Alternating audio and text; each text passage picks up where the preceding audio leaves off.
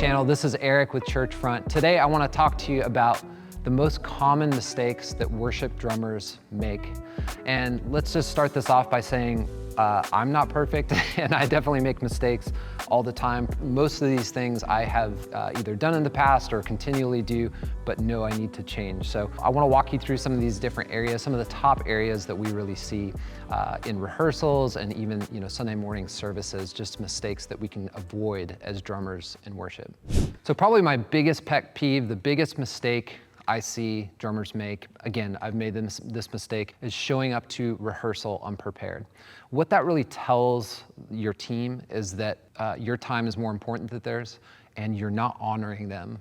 And so if you're showing up late, unprepared, you're basically telling them, I don't honor you and your time. So make sure you're showing up on time, make sure you are prepared, you understand rehearsal is not practice. It is a run through with other musicians. So rehearsal is the time you already know the song, we're running through it together once or twice, but this is not the time to practice or try to learn the song or have conversations in between. We're trying to get through, we're trying to honor each other's time in the rehearsal. So another common mistake that I see is drummers who may be a little bit more experienced just trying to wing it.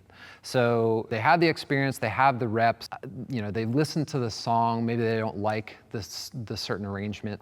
So they'll just start kind of making up their own stuff. They're solid so they can stay on the beat, but what's happening is they're missing key components in the song. Let's say there's this big hit that the whole band's gonna come in on. If they're missing that, maybe there's a section that's down that they should be out when they're trying to fill in with little things.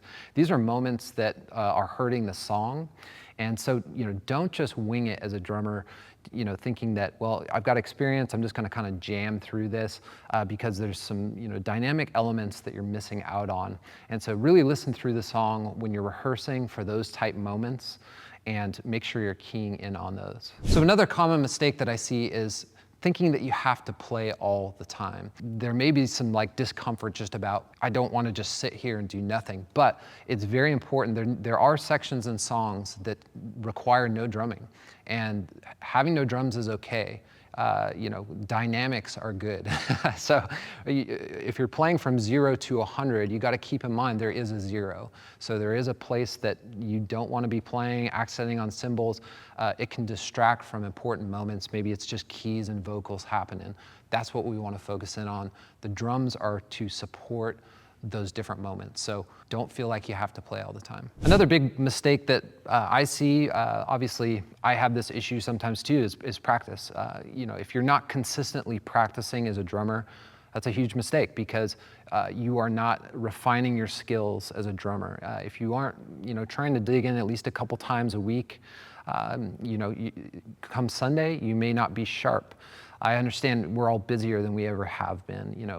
We're volunteers, right? So we have a full-time job, full-time family, maybe a side hustle, but make that time for rehearsal. It can be 30 minutes, if you can do 30 minutes a day, great. If you can only do a few days a week, that's okay too. But we want to make sure that we're continually working on rudiments, fills, playing with a metronome so that you're getting tighter, you're getting more comfortable. So just be consistent about practicing. Don't let it off until the week that you're up, and then you get up there and your muscles are tensing up because you haven't been practicing. So another common mistake that I see is a drummer's kit is not set up well for them. So everybody's a different kind of build, we're all different heights. We have some differences in our playing style. So you want to take those things into consideration. So if you're playing part and you see yourself hitting rims a lot, especially on toms, you're going to want to readjust that. You want to make sure that they're at an angle and a level so that you're hitting a solid hit in the middle of the drum as you're going across. So if you find yourself hitting rims a lot, if you're hitting sides of cymbals, they're too flat. So you need to angle them down towards you. If you're, there's a right angle for the way that you're playing. Now, another really common one I see is just the throne. People are setting the throne too low or way too high. If you're setting the throne too low, you're gonna lose some dexterity with your kick drum foot or with your hi-hat. And so you're not gonna be able to play as efficiently if it's too low. For me personally, I like to have my legs, maybe it's a 45-degree angle downward, but I feel balanced, I feel comfortable, I can reach everything without having to stretch for it. We want all the pieces to be where you can get to them very easily. But think about the height of your throne is one of the most important things to consider. Another big mistake that I see is drummers just not playing dynamically. And you hear that word thrown around a lot, dynamics, right? But for me, always be listening to the space. If you're in a church, if you're in a coffee shop, a stadium, you always want to be aware of what that room sounds like. So before I even start playing, you're clapping your hands, you're listening, you're talking, you want to hear and feel the space. A lot of times too, I'll play the kit, without ears in, so I can hear what it's sounding like in the room, so that I can adjust accordingly. If you're not playing dynamically, chances are front of house engineer is having to fight you on your playing. Another great thing to do is to have a conversation with your front of house engineer and just say, hey, at any point, if things get out of control, let me know so that I can adjust accordingly. So you need to kind of have that open mindset that it's okay if somebody gives you feedback about how loud you're playing, because ultimately the drums need to support everything that's happening. This is not the focus. We want to be playing dynamically that fits well into a well-balanced mix. Another mistake I see is drummers just overplaying. We all do it. We all want to get all the notes in, and I get that. The problem with overplaying is that, again, it's taking the emphasis off of the song as a whole, and you always want to be thinking about supporting the vocals. The vocals in worship are the most important part. And people want to be able to not only hear the vocals, but if you are overplaying, it's taking some of the emphasis away. So we want to make sure that we're not overplaying in a way that is distracting. We want to make sure that the parts that we're playing fit the song.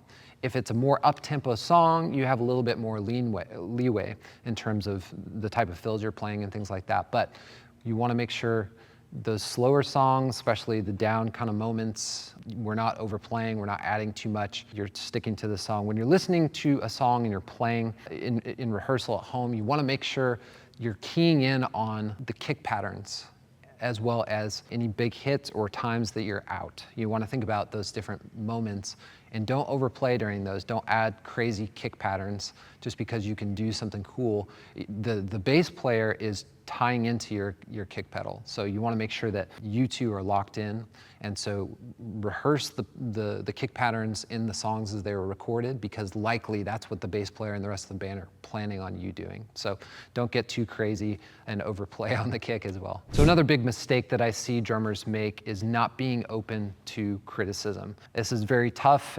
Any musician, we've put a lot into our craft. We have honed the skills, and for someone to come in and say, hey, you're doing it wrong, or there's something out of whack here, that can hit your ego. But I encourage you just to have a teachable spirit, in the sense of, if a front of house engineer is giving you some feedback, the worship leader is giving you feedback, be open to that. At least listen to them and think about, how can I apply that to what I'm doing? And you may not be able to do it in the moment. Maybe it's something that takes more practice to get to, but acknowledge them when they say, hey, this is something I've seen and pointed out, and say, yeah, I can work on that. But if you've been playing 50 years, you may have a way you like to do things, but we all need to be teachable. This is worship. This is not about us.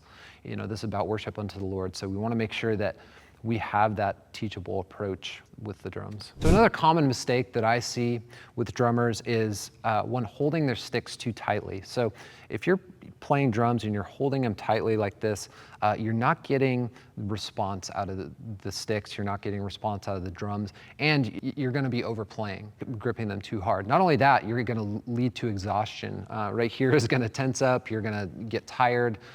So don't tense up, don't grip the sticks too tight. You wanna make sure that you're kind of holding it at the fulcrum, and you've got these two key fingers is where you want to be, and then the rest of the fingers kind of guide.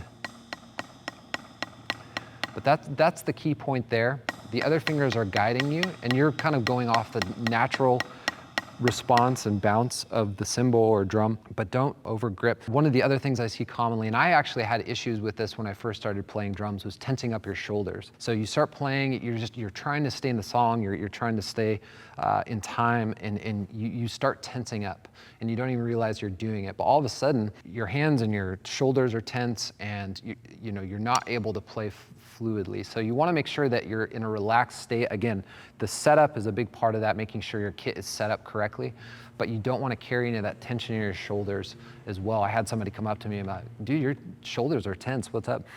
So it's something I have to consciously do too. If it's more up-tempo song or whatever, you just want to just be relaxed as you're playing. Hey, I hope you found these tips helpful. If you are looking for a kit, acoustic or electric, there's a link below. I'd be happy to talk through some of these different things with you about the configuration for your ministry. But thanks for watching. We'll see you next time.